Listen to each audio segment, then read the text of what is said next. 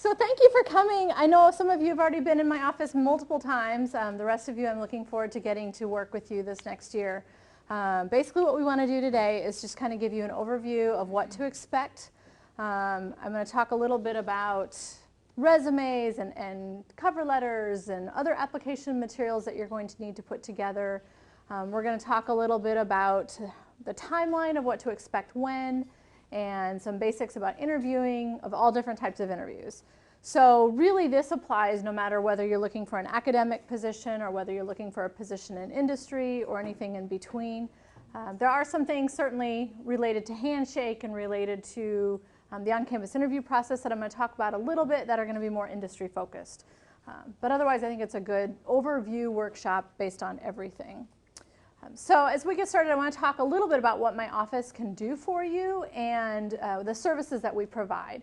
So basically there's a lot of things that my office can do. Basically anything related to your future career, whether it's trying to figure out what that is or actually giving you the tools to prepare. So Handshake at Illinois is our main recruiting system. I know many of you have used that, maybe all of you, to register for this event, if nothing else.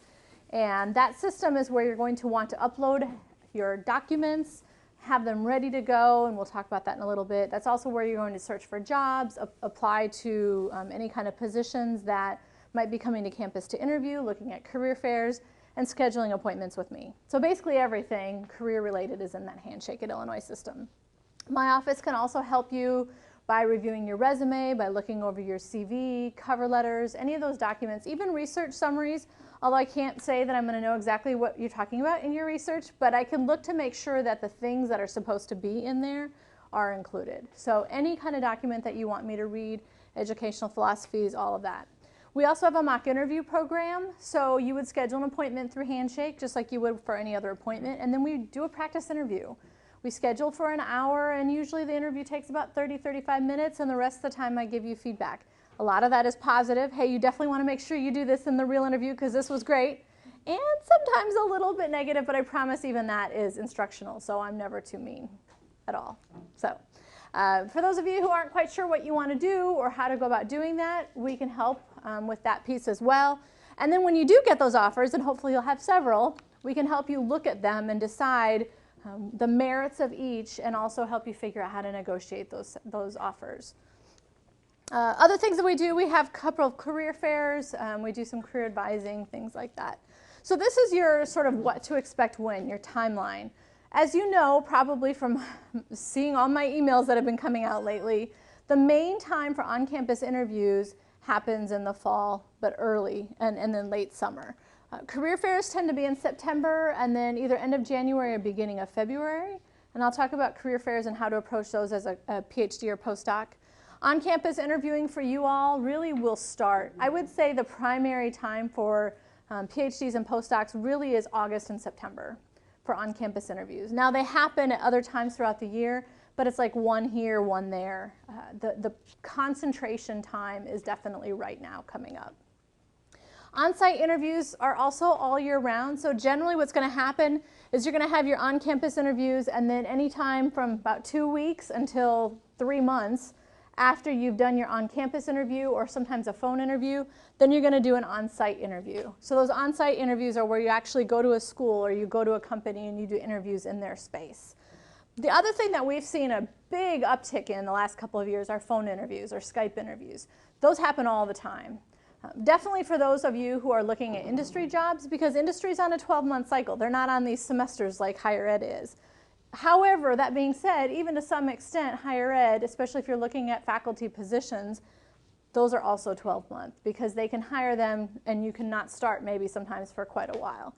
But phone interviews are also a little bit complicated. They're a little bit fun too because you can do some different things that you can't in a face-to-face interview, but they can be a little bit stressful, so we'll talk about that as well. So briefly, well, first of all, how many of you have not had a resume looked at by my office? Anybody? A couple of you. Okay, so I won't briefly then. I'll just actually go through all this information. I want to start with a few things that you don't want to do. Number one is you don't want to use anything that's going to detract from you and your experiences. So things like photographs, personal information. A lot of other countries do, in fact, demand that those things go on your resume, but in the United States, none of that should be included. I mentioned that I've got some handouts in the back. There's a handout on resumes and CVs. So after we're done here, make sure you grab one of those if you have questions. Nothing should be cute about your resume. Make sure it's professional. This is a nice professional document. That includes your email. I would just use your @Illinois email address, to be honest, but nothing like superscientistman@gmail.com or whatever. You want it to be very professional sounding.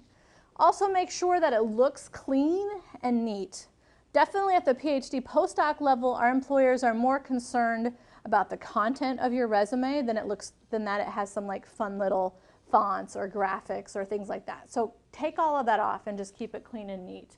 You don't want to include your personal information such as the height, the weight, the health, your family information, your social security number, those kinds of things. To some extent, you may not also want to include personal information such as a religious preference or a political preference. So maybe you are part of the Young Democrats organization. Unless you were really, really big and you did a lot of leadership and that's the only leadership experience you have to include on your resume, those types of things may not be things you want to include on your resume.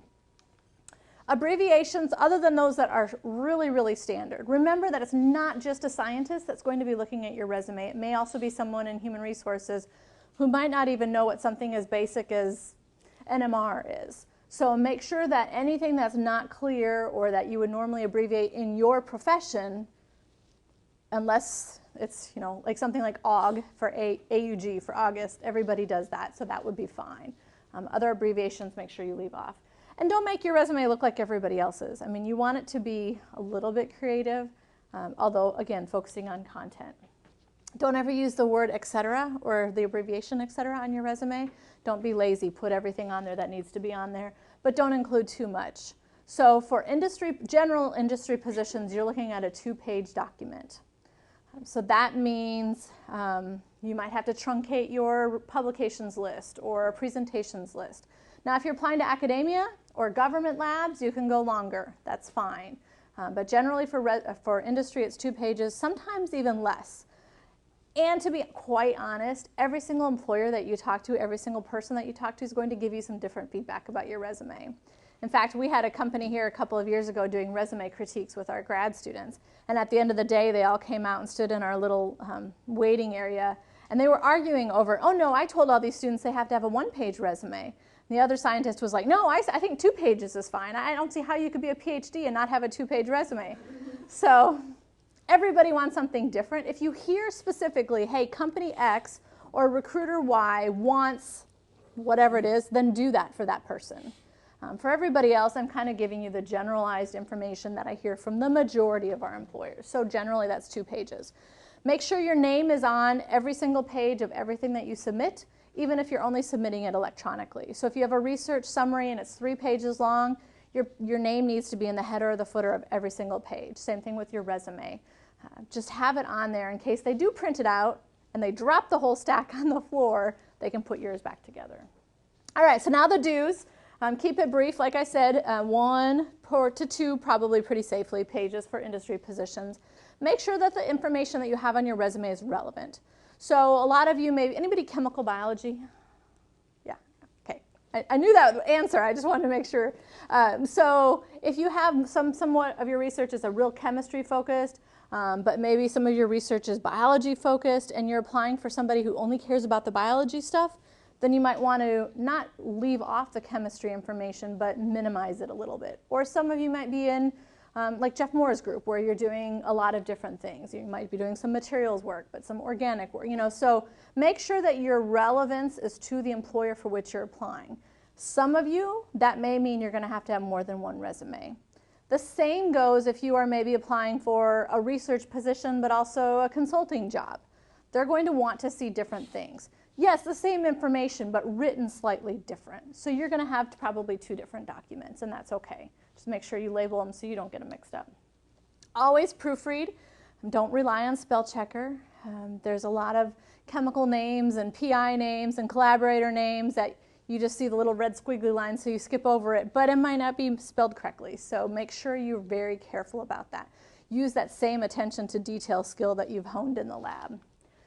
course, I said be professional earlier. Be consistent throughout your whole document. So what I mean by that is if you've listed your degree title first in your education section and it's bold, and then maybe it's followed by the university name where you went and the date is on the far column or far margin. Then when you get down to your experience section, it should look the same. Your job title should be first and it should be bold because your degree title was first and bold, followed by the name of the employer, the name of the school, and then your date on the far other margin. So make sure that the same information is in the same order, same font style throughout your whole entire resume.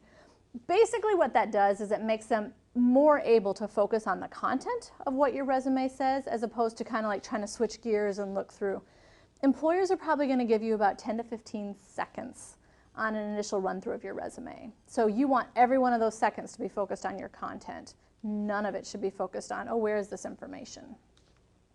Action verbs, most of my students hate those and they are a little bit annoying because you're not used to writing in that way. But in those handouts, there's a whole page of action verbs at the back. So you can use that. So instead of just saying synthesis of such and such, you would actually use the action verb, which would be synthesize or synthesized for past tense. So basically no of, no ing, no s verbs to start out each line. And the main reason for an action verb is it keeps the sort of reader moving quickly. Again, you've got that 10 to 15 seconds, so you want them to move quickly as they're going through everything. List format, no paragraphs. Again, they're not going to read that. Any bullet that you have should be no longer than 3, maybe 3 lines, and then start a new bullet. So each new thought should be in a new bullet. You don't have to actually use the bullet symbol if you don't want to, but start a new line at the very least. Again, it makes it easier for the employers to read. All right, so cover letters. How many people love writing cover letters? Anybody? Honestly, I don't either, and I teach this information. So cover letters, to be done well, really, they can help and add so much to your application, but you do have to take the time. And I mean, it'll take you a couple hours in some cases to write these letters well. So you want to know something about the employer to whom you're applying. You want to think before you even apply, like, how could I fit in potentially? How can I use my skills, my science skills as well as my soft skills? Where's that sort of magic place where I can help the employer? At this point, it's not about you. It's not about what you can learn or how you can grow. The employers don't really care about that. It's about what you can provide to them. So that's what your letter should show. Here's why I'm super excited about working for you, and here's how I think I could potentially fit in with you. So think about the position, your connection, and why. Why are you interested in this employer? What makes them special? You know, you're applying to BASF. Don't just say because it's the largest chemical company in the world. But what about them? What about their values? What about a particular pharma company's drugs? Is there something that you've connected with, or the way they do their methodologies? Now, you're not going to know all the details for sure. There's only so much you can learn from a website. If you have time, call up some alumni who might be working there. See if you can connect with them, learn more. But if you don't, try to think at least some generalities. What about this employer is exciting to you? So personalize it, and again, proofread it. Make sure that your sort of first section is the intro. This is why I'm excited about you. You don't have to be the sort of boring, I'm a PhD, this is when I'm graduating. I mean, you can. That's sort of the standard opening, but you don't have to. You can make it a little more engaging right from the very beginning if you want. Make sure that the middle is 1 or 2 paragraphs, probably no more than that. Rather than repeating everything that's on your resume, though, show me what you learned or what you've accomplished. Sometimes your resume, again, you've got just sort of short bullets. You're not able to really tell a story, so use your cover letter to do that. And then your last paragraph should be what you want to have happen next. So if they're coming to campus, I'd love to interview with you when you're on campus. Thank them, that kind of thing. A couple of things just to keep in mind. As I mentioned, make sure it's personalized to every single employer, to every single position. That's the way to really sell a cover letter. Most of the time, an employer is going to go to your resume first. If they like you, then they're going to find out more about you. So here's your experiences. It's kind of the boring stuff. Here's your passion. Here's your personality. That's what should come out of the cover letter. And then don't do this. So to whom it may concern is kind of the death kiss of a cover letter. You want to make sure that, if possible, you use a specific recruiter's name. If they are in the handshake system, those should be visible. If it's not visible, you can shoot me an email, and I can usually get that information for you. Another way, though, to go about finding that out, or at least guessing at it, would be to go to LinkedIn. So you're applying for something in the polymers division. Is there somebody who's a manager over polymers or a vice president over the division? Even if you don't know that they're the hiring manager, if by their job title it makes sense, you can use that person to address it to. Again, it just makes it more personable. If you've gone through LinkedIn, you've looked in Handshake, there's no contact information anywhere, and you can't, there's no board of directors listed on the website to list it, the vice president of research of the whole company, whatever the case might be, then if you need to use something like Dear Recruiting Manager or Hiring Manager, but don't do the to whom it may concern. Yes? Is it better to make a good guess and be wrong? Yes. Absolutely. Yes. Could you show us how to look up the employers on Handshake? I tried. Yes. Based on our conversation, but I couldn't. Yeah, I actually have those slides at the end, so we're good. All right, so other stuff you might need. One of the things you want to prepare for the on-campus interview are paper slides. You will not be able to take in your laptop. I mean, you can, but it's just cumbersome. And you're usually sitting across the table from the recruiter, and so you kind of have to turn your laptop to the side so neither of you can see it very well. So it's actually much better just to print off a full size, like one slide per piece of paper, and set it right in front of the recruiter. And you'll look at it from upside down, but they'll be able to see the full version. So print it in color, make it look nice. I would also say, though, don't bring your whole research talk. If you've got 40 slides, you're not going to have time to go through all those. Generally, 7 to 10-ish is kind of a good number. So cut out those that have mostly text on them, and certainly just bring those that are nicer to look at, because you can fill in the text as you're talking to them. But in an on-campus interview, you might have 8 minutes to as much as 20 minutes to tell your research story as part of that interview process. So those are something you can just flip those out, sit those in front of the recruiter, and point out things. Most of our recruiters that come interview PhDs are scientists or engineers themselves. I would say probably 95% or more, but they're not going to be specialists in your field necessarily. So having slides can help tell your story a little bit. You'll also need a research summary. Generally for us and for employers, that means a 2 to 3 page document. You can include whatever charts, pictures, cartoons, whatever you want to include in there. But make sure you're telling, here's my research question, here's how I went about doing that. Also include even just a sentence or two about next steps or long-term or other applications, sort of the bigger picture of what you're doing. And then try to weave it all back to that employer as much as possible. So again, that would be an example of, they're not doing anything with batteries at all at this company. So how can you make your battery work fit what they're sort of looking at? So maybe the instruments you worked on or the skills and so forth that you used. Highlight those as opposed to this was on batteries. Because if batteries is the story that you're trying to tell, then that's not going to be seen as exciting to them because it doesn't fit. Does that make sense? Yeah. Is that double space typically? Doesn't matter. No. I don't think I've ever seen any that have been double spaced, to be honest. Yeah, it's a lot of text, but that's fine. It's more for something for them to sort of follow up. A lot of our recruiters will read them beforehand, but more will read them after they've actually interviewed with you. So. Yeah, I can't imagine. It would have to be really long. Yeah, 2 to 3 pages is usually, and a single space is fine. Transcripts, believe it or not, all your professors have told you all your years, your grades don't matter. Guess what? To some employers, they do. So you do not ever want to pay for a transcript.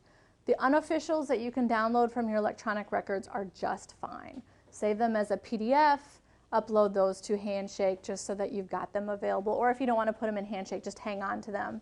That way, if you see an employer does request a transcript, you've got them on hand. Other documents, yep? So your CGPA and the number of publications that you have during your PhD, that actually matters to some employers? Let's see. So, yes and no. I think where you publish or how, that you have 20 as opposed to somebody else has 15, that's not going to matter so much. What they are looking for is that you've actually made progress on your research. And unfortunately, publications are one of the only ways that we can tell that. So having a first author is great. If you don't, it's not going to mean you're never going to get a job. But you want to be able to make sure that you can show some results in some form if you don't have a very good publications list. Now, if you're looking at industry, 2 to 5 is great. I mean, you don't have to worry about having 30 publications. That's not going to be a huge deal. Can it be a deal breaker? Sorry, what? Can it be a deal breaker for you, like you don't have a good amount of publication and then like? So, I mean, if it's you versus another candidate who has 50 publications and is really personable and great, I mean, yeah. But no, I don't think that there's just a cutoff number that you have to have this. And the biggest thing they're looking for is results. So if you can show your results in publications, that's the easiest. If you can't, find another way. Okay, so other stuff for academia that you need to be looking at. Now, certainly publications matter more in academia. These are some additional pieces that you may, is anybody looking at academia or even considering it? Okay, well, we'll just skip over that. So references is another thing that sometimes you will have to have. I will tell you that more often than not, the recruiters who come here to campus anyway are alums. And so they're going to look at your resume, they're going to see who your PI is, they're going to pick up the phone and call, whether you want them to or not. So it's just so you know that could happen. Most of the time in industry, they're not going to care about references. They're not going to be asking for that list. But if they do ask for a list of references, make sure you submit that. Now, I know we have 1 or 2 companies who will ask for even just a quick email from your PI as part of your application process. So just kind of pay attention to that. In the past years, Dow primarily has been the one to do that. So my guess is that since Dow, DuPont, and Corteva are all coming separately, that they may all ask for that. I don't know. It just depends on who the recruiters are. All right, so networking. Networking is a big piece of your job search as well. So we definitely have these on-campus recruiting events for you. We've got career fairs for you. And we've got job postings in our handshake system. But there's another step that you're going to want to do as well, and that's the networking piece. So I would definitely encourage you to talk to everybody, even your grandma who knows nothing about the science that you're doing. You may have to simplify it a little bit, or who knows, maybe your grandma's smarter than all of us in the room. But depending on that person's familiarity with what you do, you may have to explain it a little bit more about the type of job you're looking for. But you never know who can be a good contact. I would also really, really encourage you to set up LinkedIn profiles if you haven't already done so, and start reaching out now to alumni, particularly those who might be working at companies that you're interested in. In the back, another handout that we have is a 10 steps. Some of you already have that from me, but there's step-by-step directions of how do you use LinkedIn to network with alumni. So that's a great thing to do as well. I would also encourage you to get involved in professional organizations, whether that's ACS, something related to your specific field, and go to conferences if you're able to. But when you go to a conference, if you're presenting, don't just go do your presentation and hang out with your friends the whole rest of the time. Challenge you to get out to try and meet people, maybe even to, if you have an attendee list in advance, to look that over. If there's someone from a company, for example, that you are interested in, send them a message before the conference even starts and ask about meeting in the hotel lobby for coffee or whatever the case might be. So set up some of those meetings even before the conferences, and we can certainly talk more about that on an individual basis if you would like. So some general things about networking tips, and this is more social networking.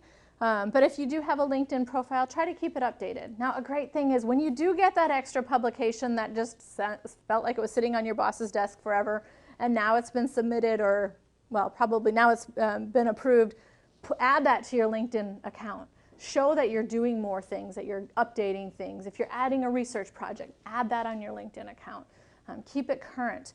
The other thing is, no matter what, if you are reaching out to somebody, be prepared for them to say, what are you doing? Why are you asking me this? What are you, have some, don't just jump in and start sending blind, I guess is what I'm saying. Again, it's something we can talk about in more detail. I encourage you to offer your services. So if you're doing research right now, you're probably in a hot area that an employer is not able to spend as much time in as you are. So I know you're always, there's always the concern of being scooped, but share what you can share if it's appropriate. Sometimes reciprocity, though, doesn't even mean sharing your science. It might mean sharing a hobby. If we had a student a couple of years ago who was really into riding bikes, and she ran across a recruiter who was thinking about buying a new seat. and he was having problems with his current seat. And so she did all this research and sent him some information. And he was so excited because I think a lot of times as job seekers, you feel like it's all about what they can do for you. But there are things that you can benefit the recruiters who have been working for 20 years. So sometimes it's because of the science you're doing. Sometimes an employer might be an alum who just wants to know how things are on campus, what's changed. Sometimes it's, I need some help finding a better bicycle seat. But try to think about, I guess, networking in general that way, and it feels a little less sleazy. If you're thinking about it as building a relationship and how can I help them as much as how can they help me, it doesn't just feel like you're using them. And always stay in touch. All right, so some places to look. I've kind of mentioned all of these already. Certainly networking through my office, career fairs, on-campus interview things, company websites. There are a lot of other resources.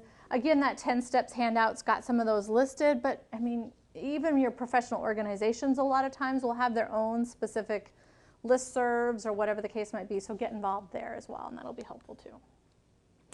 All right, questions before I jump into sort of the career fair and moving forward with how to do the job search process. Okay. Number one thing is you need to know about the employer, and I alluded to that a little bit earlier when I said even before you write a cover letter, think about who they are, research them a little bit, figure out how can you fit, how can you use your skills and experiences to benefit them. So you really want to do that research, which takes time. You can't just do it real quickly. Now certainly you can get on LinkedIn, you can watch YouTube videos, there's a lot of different methods to do that. My favorite though is by talking to people who actually work there, which definitely means if you're doing a job search like in the next month, it's going to be hard to get all that research in, but it can be really helpful. You might learn something about a particular employer that then when you go into an interview, you know, like this is what they're looking for this year, or this is something, you know, their number one goal is innovation. So most likely they're going to ask you a question in the interview about when you've been innovative. So the more you know about a company, the more you can actually prepare. A lot of times students equate going into an interview like going into a test that you don't know what any of the questions are on the test. Maybe you haven't been to class all semester. And so it can be a little unnerving because you don't know what to expect. But doing that research can actually help you sort of deduce what to expect. So knowing some basics about the employers and being able to demonstrate familiarity. It doesn't help if you have all this information in your head, but you can't show the connections by the way you answer questions.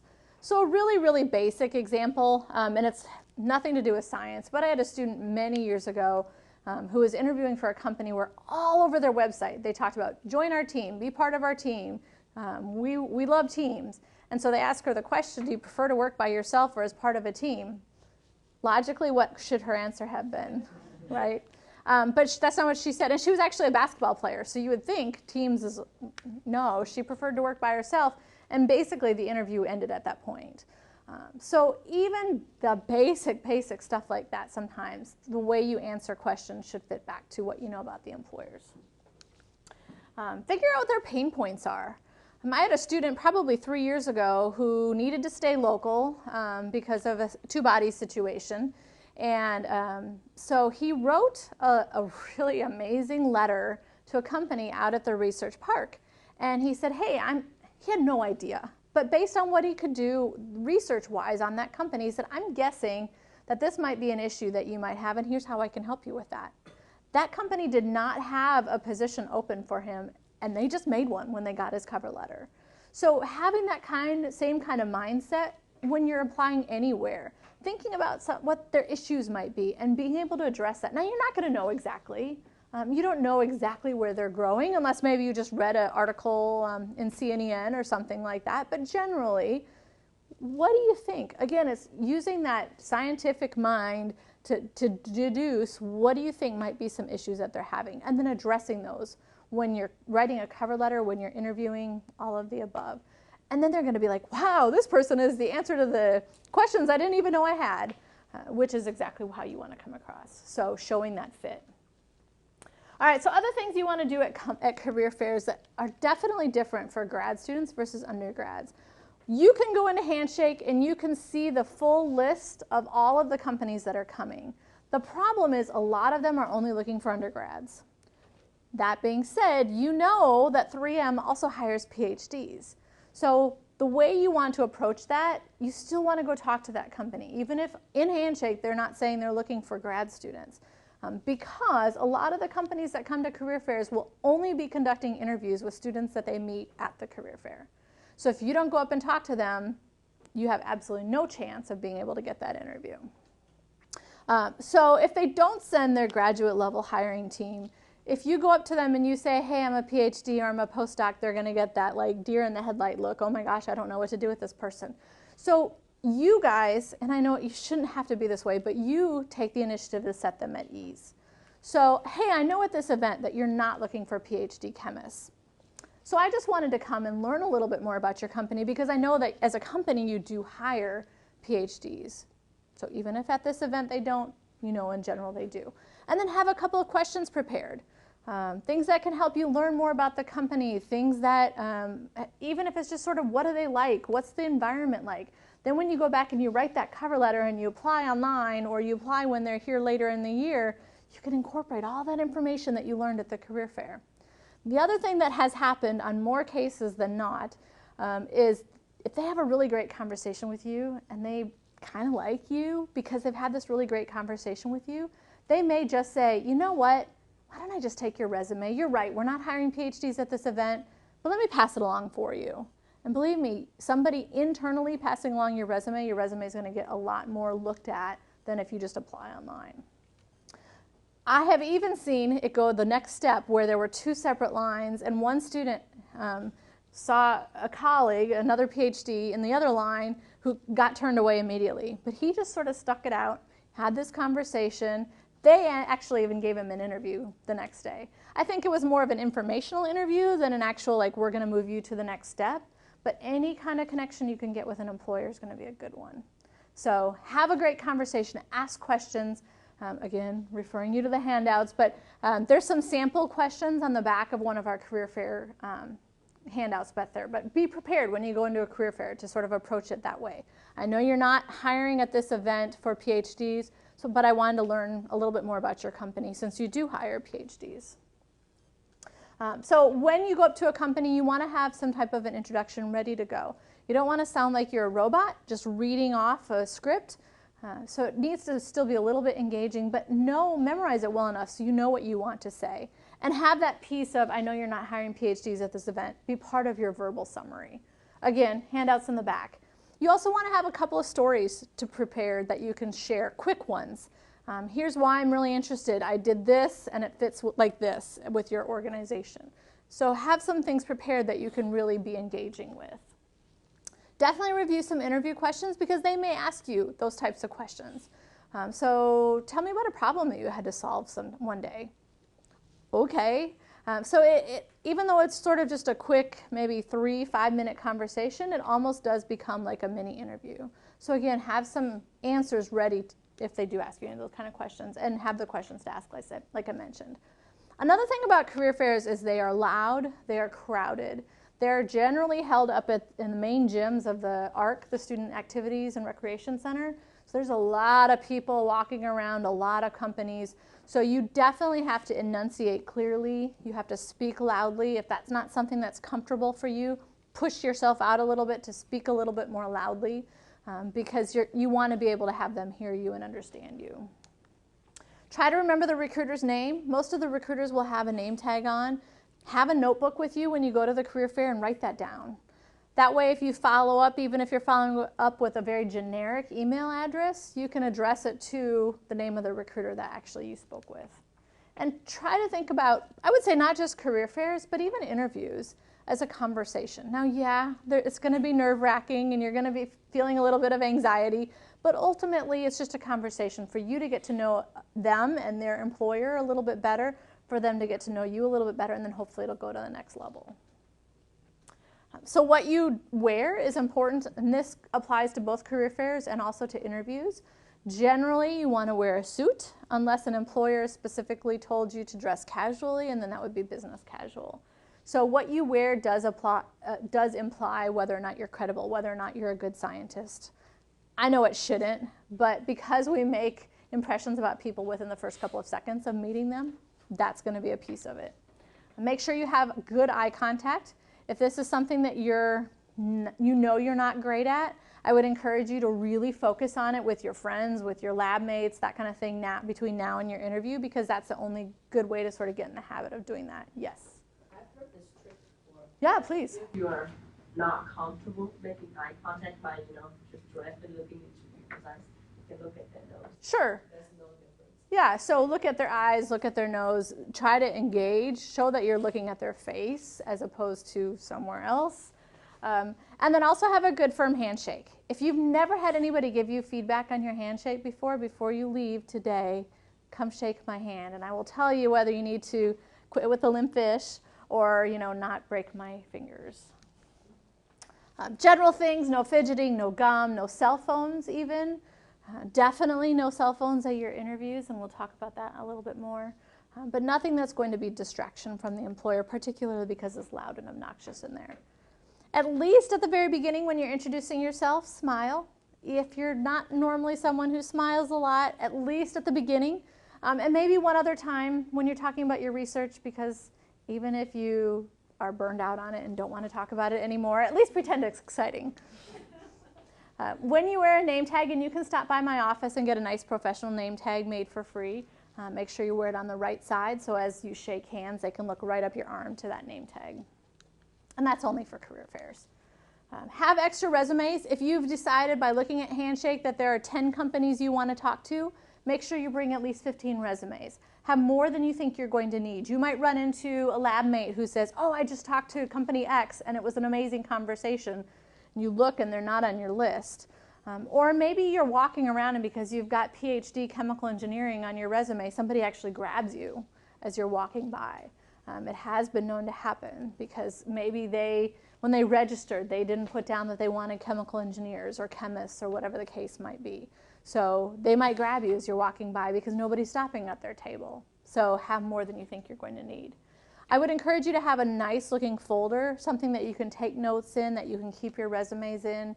For those of you who are doing multiple resumes, you might want to put them at different places in your folder so you don't get them mixed up. Have a nice looking pen. It can be a Papermate or whatever, but just not something that has another company's name on it. Probably wouldn't go over very well. And any kind of bags that are going to be a backpack or something that's going to distract you or be hard to hold, just leave it. Don't even bring it to the fair.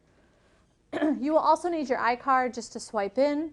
At most of the career fairs, that's how they register students, so have that too. Keep in mind, again, that not all companies are actually going to be hiring for PhDs. Even if the company itself does, they might not be at that fair with their graduate level recruiting team. So think about, hey, this is not just for today, this is networking. I'm not going to even if you find the right perfect fit, you're not going to walk away from a career fair with a job. That never happens. You walk away with some good connections, hopefully maybe leading to an interview, but definitely networking. So look at it as more of a networking opportunity. Don't ask what jobs do you have for me. You want to have done enough research that you know that. Be assertive, take the initiative, go up to a company. If there's somebody who's standing alone, jump in, talk to them. If somebody has really cool swag at their table, don't just walk by and snatch it off the table. Like actually have a conversation. When they say, please help yourself, then by all means do so. I would encourage you when you first walk into a career fair to sort of get your bearings. Most of the career fairs are either going to have a paper map or an app that you can download so you can kind of look and see where the companies that you're interested in are located within the fair. Don't think anybody's staring at you. You can take some time to do that. Nobody's going to be looking at you. It's fine. I would encourage you to warm up. So don't start with your #1 dream company. Go somewhere that's maybe of interest, but maybe 9 or 6 even on your list, so that you can have a conversation where the stakes aren't as high. You can get warmed up, and then once you feel more comfortable, then you go up to your #1 dream company. And let your #1 dream company know that they are your #1 dream company. Tell them that. Wow, I would love to work for you more than anybody else, and here's why. Because these companies are sometimes talking to 200, 300, 400 students at a career fair, when someone comes up and says, you're my #1 company, they're going to pay attention to that. But don't tell that to everybody. Genuinely your #1 company.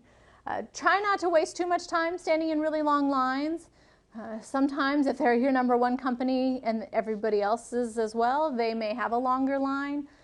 So in that case, you'll need to, but otherwise try to skip those because I know you can only be out of the lab so long. Pay attention when you're in the line. Sometimes you will actually pick up other information from other students who are in front of you that you're in the wrong line. You know, the scientists are supposed to be over here, for example. Or you may hear something and learn something that somebody's talking about that then you can then integrate into your conversation with that recruiter. The other thing is employers hate it if students pull out their phones and are looking stuff up on their phones. So you might be looking up more information about that company, but do that before you get in line. All right, so next steps, whether you're interviewing, whether you're going to a career fair, whatever the case might be, every step of the way, ask what's the next step in the process? What's the timeline? You always want to be finding that information out because sometimes they'll tell you, but most of the time they won't. If you're at a career fair, ask them if they're interviewing when they're on campus. Many, many companies are going to be interviewing the next day or over the next couple of weeks. So if they are, find out how do you get on their interview schedule. And I've really enjoyed talking with you today. How would you, if you're interviewing while you're on campus, how do I get on your interview schedule? And then most of the time they're going to say, well, we'll call you or we'll email you or whatever the case might be. But then you know what to look for. If you're one of those like me who any number you don't recognize on your phone, you're not going to pick it up. If you know that a company is going to be calling you that night around 7 and you get a phone call from a number you don't recognize, pick up the phone, right? So find out what the next step of the process is and how that happens. A lot of companies are going to tell you you must apply online. And if you go up to them, they're going to say you have to apply online. And it's a real sort of almost discouraging thing. If you are really interested in a company, my recommendation is to apply on their website before you even go to the career fair. Because then you can tell an employer, actually, because you're an employer that I'm really, really interested in, I've already done that. So what's the next step? And again, that's something that shows that you're really interested in out of 500 other students who've come by to see them. So apply online before the fair for those you're really interested in. Ask if there's anything you can do to advance your candidacy. So is there something that they're looking for? And this is actually, if you want to drag along some of your second, third year people from your labs, I think career fairs are good for people at that stage of their academic career because they can ask these questions of employers and the employer will say, you have to have 5 publications before we're going to look at you. So then they know that and might have time to be able to build that up a little bit more. So if you're mentoring anybody in your lab, I would think about dragging them along as well. Most of the companies at a career fair will not have business cards on them. Again, they're seeing 500 students in a day. But ask if they have one. And if they say no, then ask if there's an email address where you could follow up if you have additional questions. They might give you a generic careers@mckinsey.com, and that's fine. You've got the recruiter's name from their name tag, so you send a quick little, hey, it was so great to meet you, Tom, at the Illinois Career Fair, and I look forward to hearing more from you. Sending those thank yous, follow-ups, really do make a difference. So I'll talk about that a little bit with interviewing too. All right, questions about career fairs before we focus on interviewing specifically? Okay. Interviews are really, really important. Not to freak you out, but if you have 2 candidates who are pretty equal on their resumes, maybe even somebody's not quite as strong, maybe they don't have as many publications or their GPA isn't as high, if that candidate interviews better than this candidate, they're going to definitely move up. Because it is about your skills and it is about your experiences, but it's also like, am I going to actually enjoy working with you? Would people like me who work at my company be upset at me if I hired you because you're not fun to work with? If so, I'm not going to move you along to the next candidate level. So how you interview really does make a big difference. Now the nice thing is, if you can really practice and think about questions and think about your fit with that employer and interview well, that will even cover any of those deficits that you might have on your resume. So definitely focus on the interview process. Number one thing you need to do is assess yourself. What are my strengths? What are the things that I'm bringing to an employer? I would also encourage you to think about your weaknesses, not so much because you want to necessarily share those, but just so that you know what some of the concerns of an employer might be. And then you can find other ways to show how you've sort of compensated for that. And you can focus on that piece as opposed to on the weakness. So these are some things that I definitely encourage students to do as you're getting started, thinking about your interests, thinking about your experiences. What are your skills? What makes you special? So just because you're in the lab with 4 other people who are also interviewing for the same company, how do you stand out? What makes you special? I would also think about your holes. So that might be publications, it might be GPA. In some cases, it might be something as simple as a really bad driving record. You know, if you're going to be, believe it or not, if you're going to be driving a company car and visiting different plants, for example, if you have a really bad driving record, that could hurt your ability to get hired by that company. So thinking about all of those holes or challenges that you have. If maybe you don't fit, maybe your research isn't aligned perfectly with the particular company that they're looking at, how can you demonstrate that you're a fit? So again, instruments that you've used or soft skills or other things that you can kind of bring along if your research isn't a perfect alignment. And honestly, there are a lot of companies that don't care that your research is a perfect alignment. They're looking more for smart people who can do a good job and are going to be innovative and creative and come up with new ideas. Also, employers, companies, it's really different than the way you do academic research. You know, in academia, you might work on the same problem for 5 years. That doesn't happen without like some massive money making in industry. Most of the time, if you're working on something that long term, you're bringing in big, huge financial results. Because most of the projects are short. You go in, you solve a problem, you fix something, you come up with a new way of doing something, and you're making money for the company to kind of move along that process. So it's not always about your research fitting perfectly, because you might not even be doing that in a year. I would also make sure that you have some very specific stories. So employers will ask you, tell me about your research, and give you anywhere from 8 to 20 minutes, depends, they'll tell you, to talk about your research. But they're also going to ask you behavioral interview questions. Those are the questions like, tell me about a time when, give me an example of, so tell me about a time that you solved a problem. Give me an example of a team that you led. Tell me about a time that you motivated somebody else. They want very concrete, specific stories. So yeah, I tend to be the leader in my lab. I lead most of the projects and motivate people. That's not what they're looking for. They're looking for a very specific time that you motivated somebody else. What did you do? So the STAR method is situation, task, action, result. I usually take out the T. I think it's too much to remember. But situation, action, result. So here's the situation. Here's what was going on. Here's the plot, if you will. Here are the action steps that I took. These are the things that I did to mentor somebody or whatever. And this was the result. The student now is X, Y, Z. So it's really important to focus most of your time on the action steps. These are the things that I did. It didn't just happen. Like, I was intentional in making this happen. And then always be very specific. Yes? Do you have any advice for the more negative type interview questions, whether like what's some time you had a disagreement with a coworker? Yeah, because that comes up. And they, believe it or not, most employers want you to have had conflict with somebody because that's real life. And if you've never had conflict with somebody that you've been able to resolve in a professional way, they're going to think one of two things. And most of the time, it's going to be you're a pushover and you never share your opinion, or the very, very opposite end of that. Everybody's scared of you.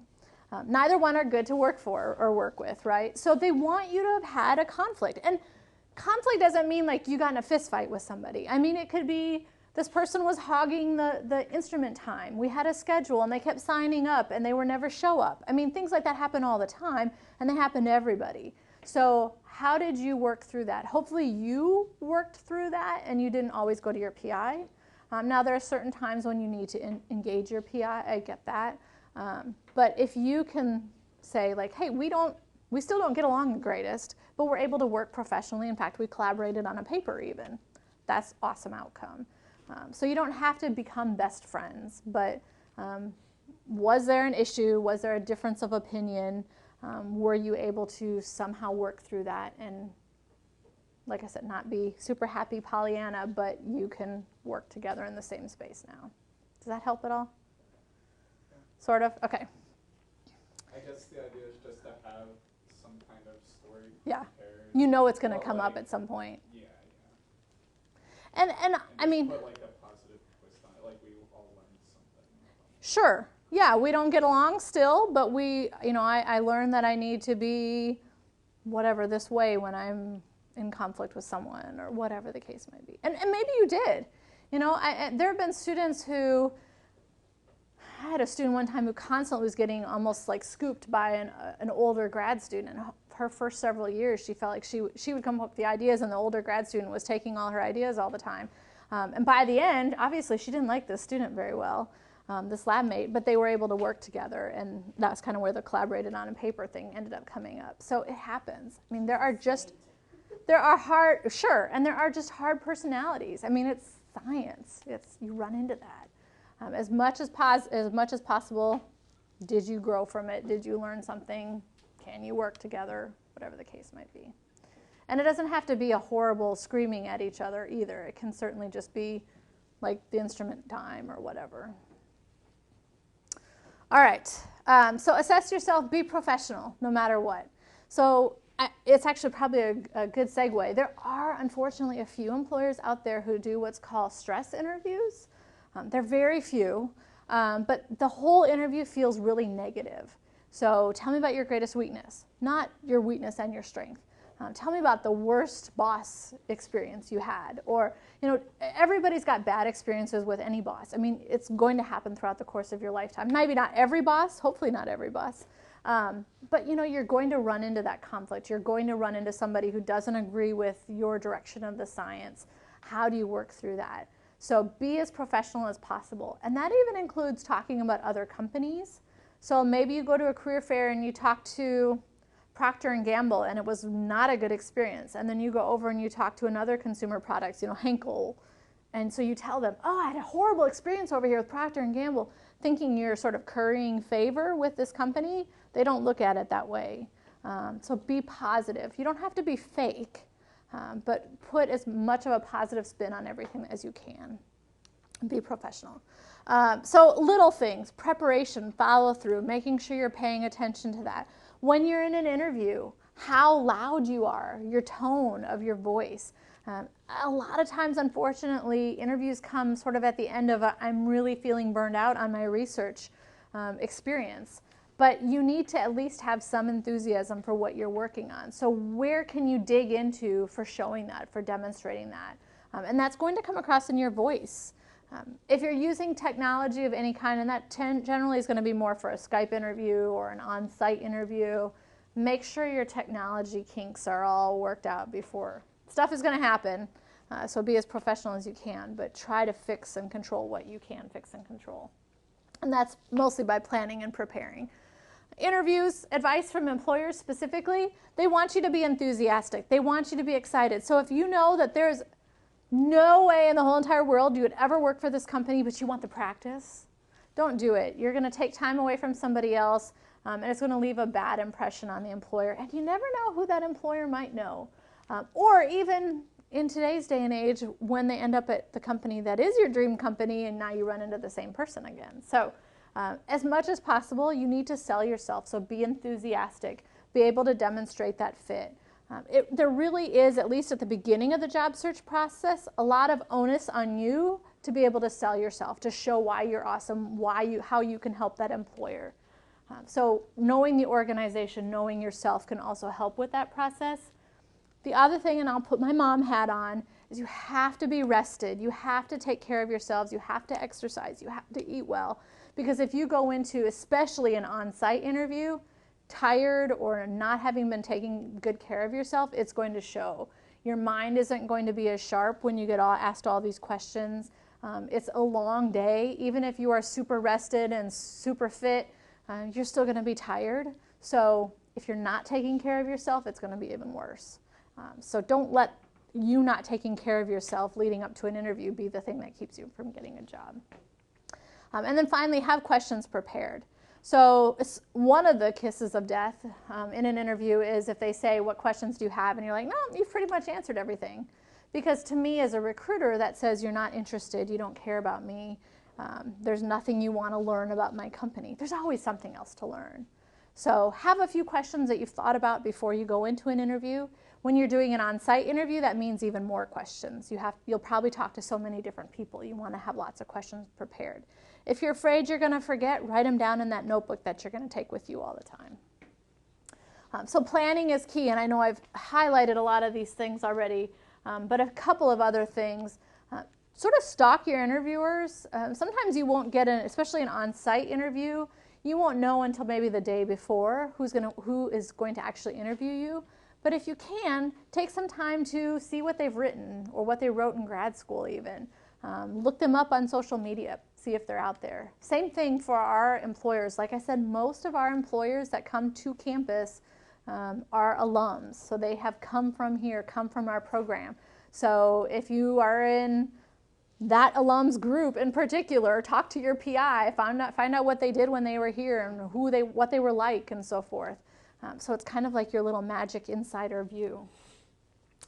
What not to wear, start there. Don't look too casual, basically. So information sessions are typically the night before or the morning of interviews. You can dress more casually, but I would still dress business casual. So maybe a polo shirt or a button-up shirt, nice pants, a nice top for women, probably not jeans in most cases. Definitely not things like what you would wear to the gym. No hats, no sunglasses, things like that. So this is more conservative for an actual interview. Women, I mean, if she had a jacket on, she might be able to get by with the pink in our line of work, but probably not bright nail polish, crazy colored makeup or anything like that. Sometimes can be a detractor. So just be careful about that. What to wear, this is sort of the uber conservative side. So these are all black or blue. You can't really tell that. But generally, that's sort of what you're looking at. The only thing I would say is if you're doing like an on-site lab visit, probably don't wear open-toed shoes. Don't wear super high heels. Have things that you can actually walk around with. Women, if you have long hair, you may also want to pull your hair back if you think you're going to be doing a lab tour or something like that. Business professional versus business casual, just so you have an idea sort of what that looks like. The most formal business casual for men is basically a suit without one of the pieces. So a suit without the tie or a suit without the jacket. And women can go a little bit more casual, but even still you want to look professional when you're interacting with employers. The one exception would maybe be like what we call a life lessons over lunch. So they really are here just to give advice. So come as you are. I mean, come as your best as you are, I guess, but you don't have to worry about, I've seen some crazy stuff, but so, you don't have to worry about dressing even business casual for those, but any kind of information session or definitely an interview, you want to dress professionally. So when you are interviewing and the interview is up there, make sure you're well groomed, bring your tools, bring your paper slides, bring that notebook so you can take notes if something should come up. Make sure you're on time or a little bit early. So if you know, hey, I've got to back something up to a meeting, group meeting, don't do that. Like give yourself enough time to come across the street and get refreshed before you actually have to sit down for the interview. You will through handshake, and I'll show you this in a minute, but you'll actually get to pick your own interview time. So make sure you have a good handshake. As I said, smile when you're introducing yourself. Posture doesn't mean you have to sit perfectly straight. I mean, that's just not natural for most people. But don't be slouching. If your chair spins, don't spin in your chair, those kinds of things. Try to be engaged with your body and your voice as much as with the stories that you're actually telling. No distractions, so again, no cell phones. I would encourage you, in fact, not even to put them on silent, but just to completely shut them off or not even bring them with you to an interview. Even an on-site interview, unfortunately, we've had a couple of students lose out on a job offer strictly because of their phone usage. So the examples I'm thinking of, and I apologize, a couple of you have heard these already, but we had a couple of students several years ago who interviewed with PPG. And the night before the on-site interview, there's a dinner, as there is for many on-site interviews. And so the recruiters said, hey, this is informal, it's casual, just relax, ask whatever questions you have. I've even heard some employers go so far as saying this is not part of the interview, which is an absolute lie. Anytime you're interacting with an employer, it's part of the interview. So in 2 cases that same year, the students picked up their phones and, we're doing whatever, I don't know. But to the recruiters who were having dinner with them, they thought, this person isn't interested. They don't care about PPG. They're not asking questions. They're more interested in their phone than they are in me. So even if this is casual, this is informal, keep your phones completely off.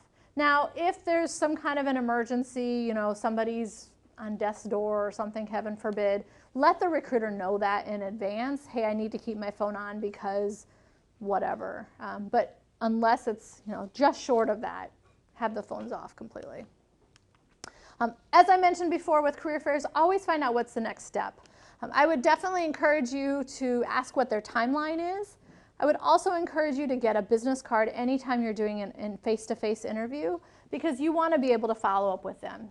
Number one thing, of course, you need to review the interview. So what did you do well? But maybe if there's a question you couldn't answer, what didn't go so well? Write that down so anytime that question ever comes up again in any other interview, you've got a story ready to go. Send thank you notes. It's so, so important. A couple of years ago at a career fair, we actually were serving them a sit-down meal, and the recruiter was standing in line waiting, as you have to do at buffets, and flipping through her phone. And she got a thank you email. It was short, but from a student she had maybe met with about an hour ago. She was so impressed that she put her plate back down on the buffet, walked all the way back into the career fair, and moved that student's resume from the maybe pile to the yes pile for following up. Because a student sent a thank you note. It wasn't that it was magical or the words were perfect. It was just that she took the time to do that.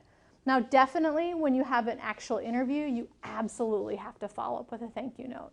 I would also encourage you to send a separate thank you note to each person with whom you meet. So if you are interviewing, it's one of you on one side of the table and two recruiters on the other side, get both their contact information, send them both separate, hopefully slightly different, thank you notes. So what do you include? Thank you for the interview. Thank you for taking time to fly all the way to Champaign-Urbana to interview me. They didn't have to do that. Anything like that is fine. If there's something that maybe you didn't quite think of a good answer, this would be a good place to answer that question. Or maybe you were really excited about something that they shared with you. Refer back to that. Remind them of that conversation. And then I look forward to hearing from you soon. So 4 or 5 sentences at the most. It really can be short. But you have to get their business card in order to be able to follow up. Now, yes, if it's an interview that takes place in my office space and you forget to get the business card, you can come back and see us. But that's not going to be the case in a lot of things. So there are other interviews you might do here on campus, so always ask for that.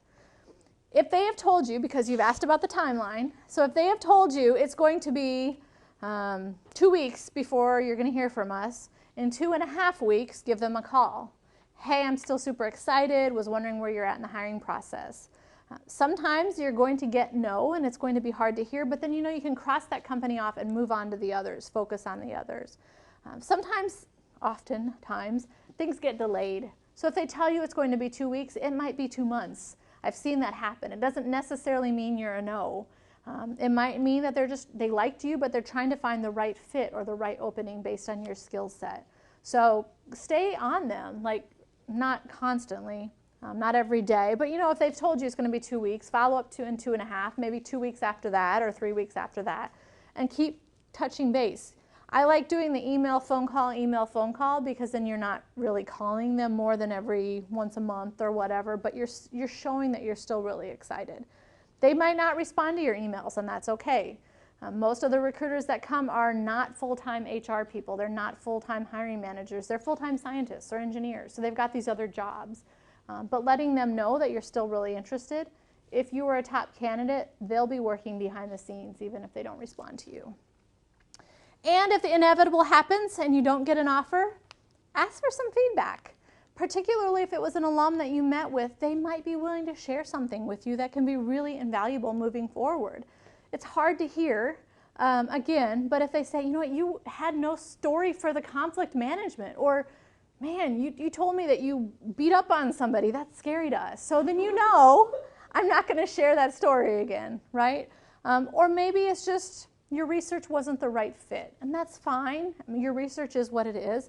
Then you move on, go look for something else. But sometimes you can get some feedback that actually helps you in the interview process moving forward. So by all means, follow up if you don't get the job and say, hey, I definitely understand, since I'm obviously still looking for a job, do you have any feedback for me? Is there anything I could have done better that would help me moving forward? Sometimes they're going to say, I can't really tell you that. But if they connected with you and they're alums, sometimes they'll tell you that even if their company has a policy against it. No matter what, maintain positive relationships. Even if you had an absolutely horrible on-site experience and it was, I would never want to work there ever, you never know what might happen. For me, I actually had a school one time out in California that I really wanted to work for. And every interview went great with everybody on the staff except for with the director. I don't know what his deal was, but we just didn't connect. He did a lot of really hard, mean questions, and I didn't do well. So I didn't get the job. But about 2 weeks after I had accepted the job I ended up accepting, I got a phone call. And they said, hey, our director's no longer here. We actually would be interested in you for that position. What do you think? So had I been like, fine, this director's a jerk, I would just washing my hands, I'm not going to send my thank you notes like I know I should, that probably wouldn't have happened. Now I'd already accepted another job, so I didn't want to renege on that, so I had to say no. But you never know what happens. Or like I said earlier, this recruiter might now be at a different company down the road, maybe 3 years down the road when you're looking for a new job. So always maintain those positive relationships. And no matter what, until you have actually signed that contract, keep interviewing, keep practicing, keep reviewing your interviews. We actually had an alum who went on and did a postdoc for a couple of years, and his wife was looking for a job, and she called me, unfortunately, while I was home on vacation. And it turned out that she had thought she had this position lined up with a school, and everything seemed great, and she was in the negotiation process. They made her an offer, and then they called. It was probably after about 2 weeks, and they said, you know what, our budget's just been cut. We can no longer hire anybody. And so she had stopped interviewing because she basically had this offer. So no matter what, until you've actually signed on the dotted line, keep interviewing because you never know what can happen. Not to freak you out, but it happens. All right, so I know we're starting to run out of time, so I want to briefly talk about site visits and the difference there. As you prepare for site visits, try to be as flexible as you can. Obviously, if you've got bean time scheduled, they're not going to expect you to reschedule that. They know how hard that is to get. But as much as possible, be flexible when you're doing on-site interviews. Keep practicing, get super organized. You can do mock interviews with my office, get your group or get non-group members, even better, together and do your research in front of them. Your group members have heard it all the time, so they're probably going to just half tune in. But somebody who doesn't really understand or who isn't a specialist in your group's area might be able to give you good feedback. So do that. Practice in front of those people. Again, mom hack, get plenty of rest before you go to an on-site interview because you will be very tired. Typically, those start like the night before. You'll have dinner, so you'll be traveling all day perhaps, and then you have a full day of interviews with all different kinds of people. You have to do your research seminar. There's just a lot that happens. You'll have lunch. So all of that is going to take a lot of energy because you have to be on that entire time. So you need to be rested, obviously. As you travel, you'll want to either find out what the process is in advance if they don't tell you. Sometimes the company, most of the time, the company will just arrange for travel for you. They might ask what the best airport is if they're not familiar. Do not feel like you have to tell them BMI because you know it's cheaper. Like fly out of Champaign if it's easier. That is totally fine. That being said, I wouldn't say, oh, I must fly first class too. Be flexible as much as possible. If, on the other hand, maybe you're driving to Chicago, I would encourage you to write down your mileage to save any receipts for food or anything like that you have, because in many cases they're going to reimburse you, but only if you have those receipts and that information. So hang on to that. If you are flying into a town, bring some cash with you. Don't just rely on credit cards. Unfortunately, even in big cities, sometimes there are Uber drivers or taxi drivers that prefer cash or the credit card machine doesn't work or whatever the case might be. So be prepared for the worst, whatever that might look like. I would also say, if at all possible, wear something nice on the plane for a couple of reasons. Your luggage might get lost if you've checked it. Hopefully, in some cases you won't. But or you might be sitting next to somebody who actually works for the company who shows up the next day as part of your interview process. So you want to be presentable the whole time. I would also encourage you to obtain other than company telephone numbers. So somebody's cell phone, for example, for a contact in case something happens, your flight gets delayed or you get a flat tire driving to Chicago, whatever that happens. And then again, always follow up, which means everybody you talk to gets some contact information. So even the nice young intern-looking college student who directed you to the restroom while you were waiting and chit-chatted with you, even he can get a nice little thank you email. Doesn't hurt, because you better believe that they will probably be asking him his opinion about you. Were you rude? Were you nice? How did that go? So you have to keep notes, otherwise you won't remember. Schedule the day. Generally, I mentioned this before. Usually you're going to have a host, somebody who's sort of going to walk you around, take you from meeting to meeting. They're not your best friend, though, so you can talk to them, but don't let your guard down either. Eating, same thing. Don't let your guard down. It's still part of the interview process. I talked about attire for tours, plant tours, lab tours. Make sure you're prepared depending on the industry that you're going to as far as how you're dressed, so don't wear those super high heels. You may also run into human resources. Generally, they're more of a weed out than an interview in, but it's still part of the process. Now, the nice thing about human resources is they may tell you a lot about here are the benefits and what to expect, and so you can take notes. If they bring something up about the what's in it for me, like here's how much health insurance you can get, by all means you can ask questions. But until they've brought it up, you should not ask questions. All right, phone or Skype interviews. Same thing with any interview, except for you can have more stuff in front of you because they can't really see everything. So have, especially if it's a phone interview, have pictures of your interviewers. Have a copy of your resume. Now, you don't want to be constantly looking at it, particularly if you're on Skype, but have it so that you can refresh your memory if you get stuck on something. You might even want to give yourself a couple of little words on some of those scenarios that you've thought about so that you can use those as reminders if you get stuck on something. If you have little googly eyes or something, put them next to the camera, because if you're using a Skype interview, we tend to look at the screen, and then basically what that looks like is that looks like you're interviewing like this the whole time, and so how engaging is this as I'm looking at the right? So you want to try to force yourself, it feels uncomfortable, but to look at the actual camera as opposed to looking at your screen. At least a good bit of the time. That will make you more engaging looking. So put pictures or whatever up next to the camera if you need to on your laptop. Have a notebook, have a pen in case you need to take any kind of notes, and set the stage. If you don't have a good, quiet place, come use our office. Unfortunately, with all the construction, I can't guarantee it's always quiet, but most of the time, more likely than not, it is. We also have really plain walls. We have a lot of things like spotlights and so forth if you have a Skype interview, so you can just reserve any of our interview rooms if you have a phone interview or a Skype interview. Definitely, if you're going to do it somewhere else, test your technology beforehand, check out your background, make sure it's not a cluttered looking space. Although it feels odd, having light on your face is always better. If you have a Skype interview, it's easier to see your face as opposed to the shadowing. And try to control noise, although you can only do that so much. I had a student a couple of years ago who was interviewing at home, and his cat walked right across the screen. And he has sworn that he had locked the door, put her outside. So stuff happens. Fire drills, don't have pajama pants on because fire drill and you run out and yeah. Anyway, be careful. Be careful of technology challenges.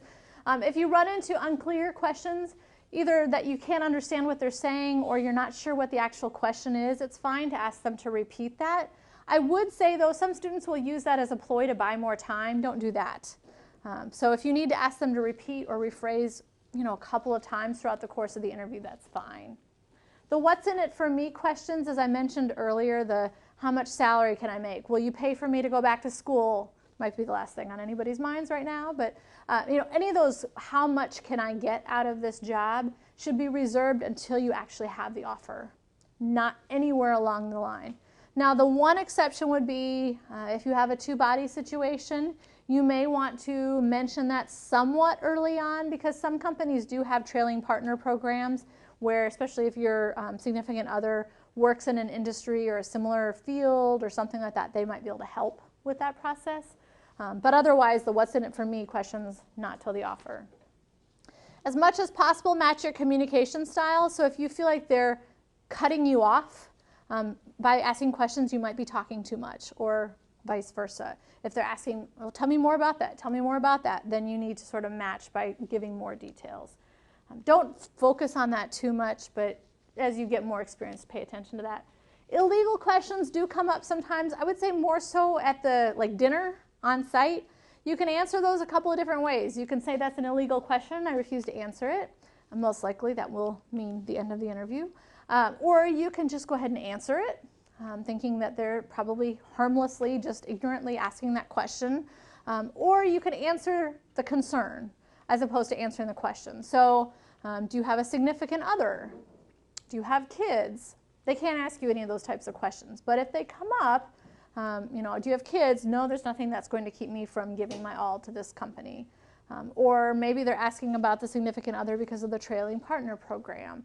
So you can answer the way you want to answer, or you can just say that's an illegal question, which I generally wouldn't advise. If you have concerns about that, we can talk about that more. Murphy's Law, finally, is what says what's going to go wrong or could possibly go wrong will go wrong. You will have some really bad interviews where you're just like, wow, it's a Monday all over again. It happens. Bounce back. Research sometimes feels like you're hitting your head against a wall. Maybe you guys are all super successful all the time. I don't know. But I would imagine for most scientists, when you're doing research, there's going to be a point where things aren't working well. So whatever fortitude you use to push through that time, use that in the job search, because things will go wrong. It will feel like you're getting nowhere.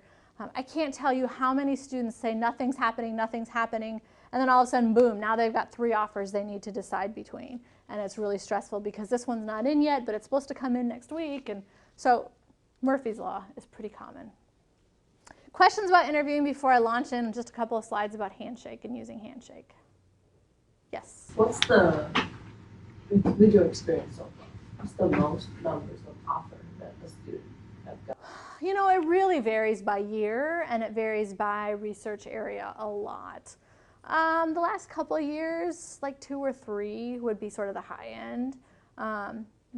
That being said, though, I don't know if it's because students hey, I got my first offer and I'm really excited and I hate this job search thing, so I'm going to be done.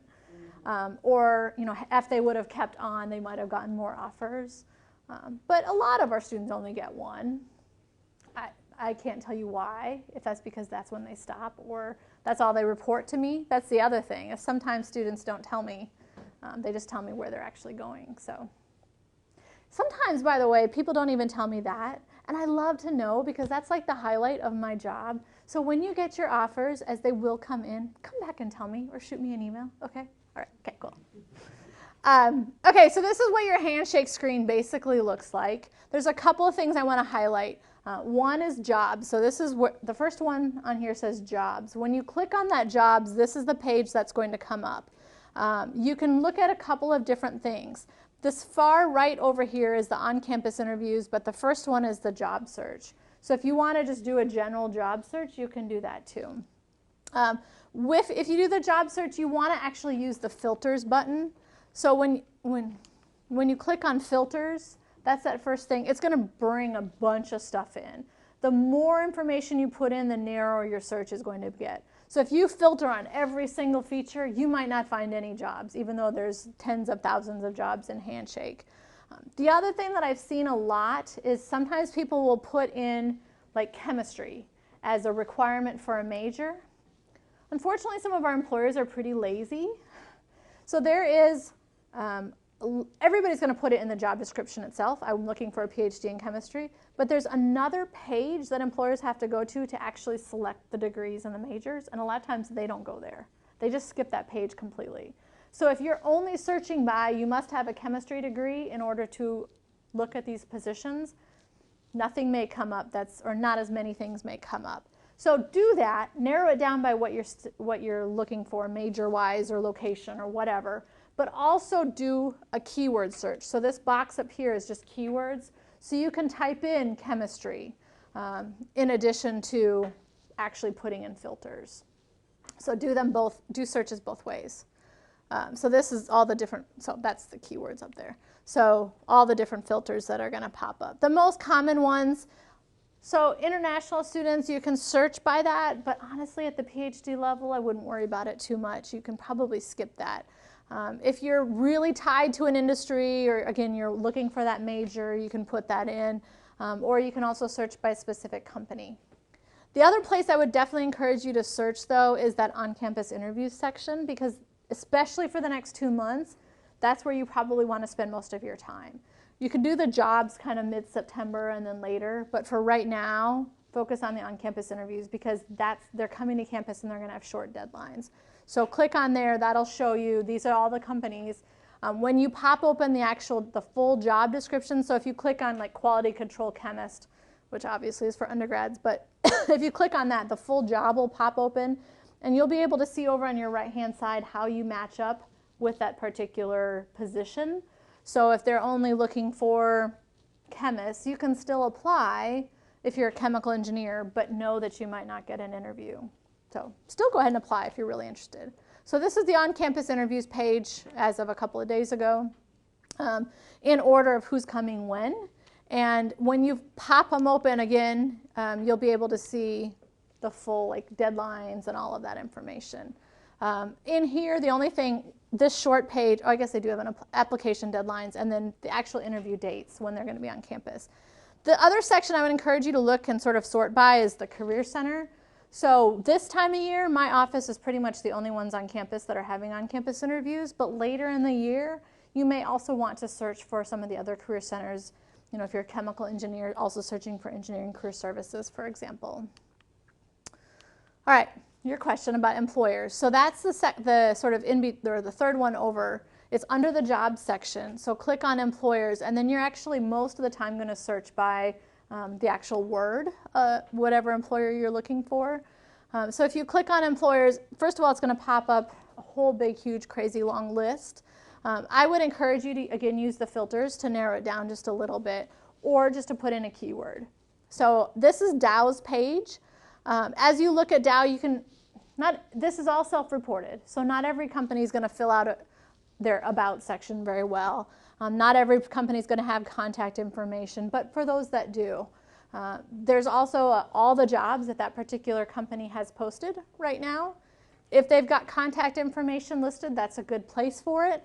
There's also a public contact that's going to be lower than what the screenshot got. The other thing that's kind of nice is you can see students who've worked there. Now, again, some of those are going to be undergrads, but you might be able to get in touch with some of those students and get some feedback. Hey, what was your experience like at Dow? Even if it was just an intern, you might learn something about the company that you can then use for an interview later on. Highlights, reviews, kind of like a Yelp section.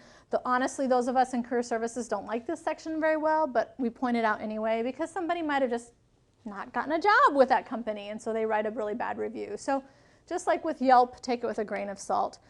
But do look for the public contacts. Not every company has listed them, but if there is a public contact listed, you can always use that person on your cover letters, always. And you said that's below. Yeah, it's like right here. All right, the other section, just to kind of plug for my office, the Career Center is going to be right next to your profile name. When you click on Career Center, you're going to have a couple of things drop down. There is a resource library in there. The big thing that I want to pull your attention to, though, is the appointments. So if you select appointments, this is the page that's going to come up, and then you'll just click on this blue button right here to schedule a new appointment. And then you would, of course, select Chemical Sciences Career Services to come in and see me. And there's a whole long list of all different types of appointments. So choose the one that best fits. It's not like if you choose resume, but you also want to talk about career fair, that's fine. And then you can put notes in, but when you get to this page, you'll actually be able to select dates, times, and so forth that fit with your schedule. If you go up to the top and you say, oh, I didn't really mean to do interview preparation, you can change that by the drop down. Staff member, if you've listed a preference, so I have a graduate hourly who works for me during the school year. Her main role is from human resources, so she does a lot of our mock interviews and our resume reviews and that kind of thing. If for some reason you don't want to meet with Gabby, you can also select me right there by choosing a preference. And then basically scroll over on the days of the week, and then this will pop up all the times once you click on a day. And that's how to schedule an appointment with me for whatever reason. The other thing finally to draw your attention to is our website. On our website, we do have a huge career resource library, so it's under our About section. So I mentioned several times the handouts that I brought for you guys today. But there's a lot more information in our resource library. So if you don't want to print off the handouts, but you want to have a PDF of it, all of that information is there, including some really good things on cover letters too, which I did not bring today. Final questions before we wrap up today. I know I threw a ton of information at you, but yeah. Yeah, I have a question about the job application. Okay. You mainly suggest like using the handshake to submit job application. So I also heard like people just suggested to ask for referral Yes. from the employees, and then they will send them a link. Networking is great. So anything we hear about, anything your PIs send to our office, anything like that is all getting dumped into Handshake. So yes, Handshake is definitely one resource, but it's not the only one. I've got a 10-step site, so like ACS Jobs, AICI has a pretty decent job site. Some of those are listed, but even the Indeeds, the Simply Hireds, the LinkedIns, those are all places to look. I guess my recommendation would be right now, this time of year, focus on Handshake because of the interviews that we have coming up. Once you sort of got all those applications in, or it's like mid to late August, then you can start spreading out your search, with the exception of networking. Networking you should be doing right now as well, reaching out to alums or whatever for those referrals, because that's always, so number one way to get a job, and definitely once you're experienced hires, so after you've worked for a few years, is going to be by referrals. Because if you work for my company and I like you, and you tell me, hey, you should hire this other person that is a friend of mine, I'm going to be like, okay, because we already like you, you've already proven yourself. So if you're referring somebody, I'm going to give it a lot more weight than if it just comes in through the black hole of applications through my website. But you have to do both. So yeah, does that help? Okay. Other questions? So I was like, when you are looking for jobs after your PhD, is it worth it to do an internship like during the summer while doing your PhD? Will it help you like if you're still working on your PhD doing an internship at the same time? Yeah. Is it helpful to get a job after you're done? I mean, very few PhDs have industry experience. Yeah. A few have done an internship or something while they were an undergrad, but most haven't. Most were doing research. And as you will find, academia is very, very different than the industry world. You know, you can't put a beaker of saline on a lab bench and turn your back when you're working in industry. I mean, it's so different. So yeah, if you have an opportunity and your PI is open to you doing an internship, whether it's at the research park or whatever, by all means, I would absolutely encourage that. But if you don't have one or your PI is opposed to that, it doesn't mean you're not going to get a job in industry. But the more you can show, hey, I understand what industry's like, which internships help with that, that's going to be helpful. Yeah, so here's the thing though, like it depends on your PI whether he agrees to it or not. 100%. If you like, ever since I have joined my PhD, and if I look at the job market like after your PhD, if you want to go into academia, there are like what, like 5% or maybe 2% of PhDs actually get a job in academia. So isn't it worth having like a policy for the university that no matter what? Hey, I am all for that. I think having required or allowed internships as a PhD would be fantastic, but that's never going to happen. I mean, there are some, like there's, I don't know, I can't remember. There are, well, yeah. I mean, they have not a requirement, but if your student says that, can I do an internship, you cannot say them. It would never happen here.